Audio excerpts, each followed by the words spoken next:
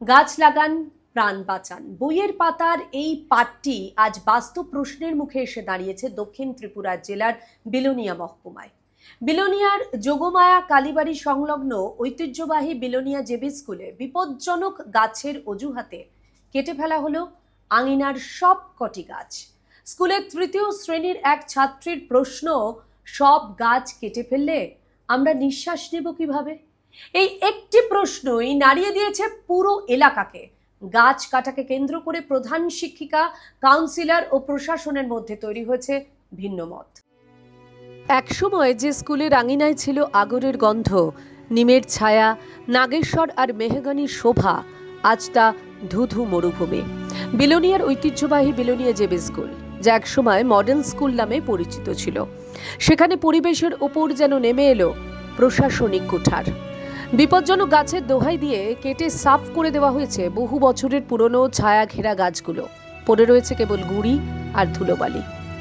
পূরবী দাস, তৃতীয় শ্রেণীর ছাত্রী, কান্না ভেজা চোখে প্রশ্ন করে, ম্যাম, সব গাছ কেটে ফেলছো যে, আমরা নিঃশ্বাস কিভাবে নেব? ছোট্ট পূরবীর এই একটি প্রশ্নই ভাবিয়ে তুলেছে সবাইকে। পুরো ঘটনায় উদ্বিগ্ন স্কুলের ভারপ্রাপ্ত প্রধান শিক্ষিকাও।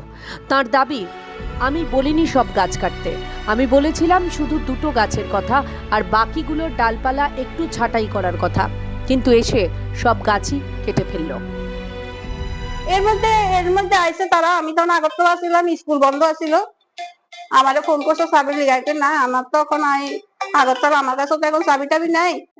তো আমার কুকের কাছে, তাহলে আমি একটা চাবি দিতেছি, তো কুকের থেকে বলে চাবিটা নিচে নিয়া দেখলাম সব কাটতে লাইছে গাছ। পরদিন আমি আইয়া দেখতেছি সব কাটা, আগর গাছ, মেহগনি গাছ, নাগেশ্বর গাছ। আমি তো ঢুকে আমার মাথা খারাপ হয়ে গেছে, কি আমি কি কি গাছের কথা বললাম, কি করলো এটা। অন্যদিকে এই বিষয়ে মহকুমা শাসকের বক্তব্য সম্পূর্ণ আলাদা। প্রশাসন সূত্রের খবর, স্থানীয় কাউন্সিলর তথা স্কুল পরিচালন কমিটির চেয়ারম্যান দীপা পালের রিকুইজিশন লেটারের ভিত্তিতেই বন দপ্তরের মাধ্যমে গাছ কাটা হয়েছে। এমনকি কোন কোন গাছ কাটা হবে তার পরিমাপও কাউন্সিলর নিজেই ঠিক করে দিয়েছিলেন বলে জানান মহকুমা শাসক। সেখানে নতুন কোনো ভবন তৈরির পরিকল্পনাও আপাতত নেই। একদিকে যখন দেশজুড়ে এক পেড় মাকে নাম প্রচারের মাধ্যমে বৃক্ষরোপণের বার্তা দেওয়া হচ্ছে, ঠিক তখনই বিলোনিয়ার এই স্কুলে ছায়া দেওয়া গাছগুলোকে উপড়ে ফেলার ঘটনায় তীব্র ক্ষোভ ছড়িয়েছে স্থানীয়দের মধ্যে। প্রশ্ন উঠছে, সির্ফ ফাইলে সই করে বা বিপজ্জনক আখ্যা দিয়ে কি তবে শিশুদের আগামী দিনের অক্সিজেনই কেড়ে নেওয়া হচ্ছে? ত্রিপুরা থেকে দেবাশিস বোসের রিপোর্ট, সিএন ত্রিপুরা।